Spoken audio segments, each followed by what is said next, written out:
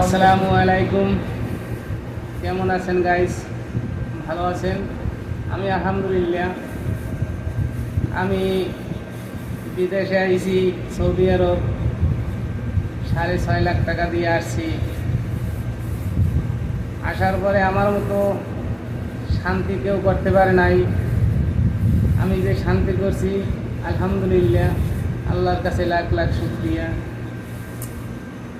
শান্তি করার পর আমি 4 মাস পর দেশে আসছি।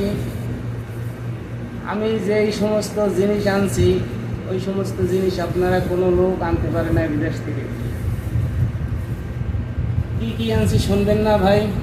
6.5 লাখ টাকা দিয়ে বিদেশ আসছি, কি কি আনছি আপনারা শুনবেন না? অবশ্যই তো শুনবেন। আমি আনছি 5 ব্যাগ চোখের পানি, 10 বস্তা দুঃখ, 20 বস্তা কষ্ট। লাস্টে অবশেষে জেলে ঢুইকা রক্ত দিয়ে জেলের মশা ছাড় প্রকারে চাঙ্গা কইরা তারপরে দেশে আসতেছি। কারণ এইটা হইলে আমার ব্যবহারের জিনিস। এই জিনিস তো আমি আমার পরিবারকে কারোরে দিতে পারবো না। বলেন আপনারা ভাই, এই জিনিস কি আমি কারোরে দিতে পারবো?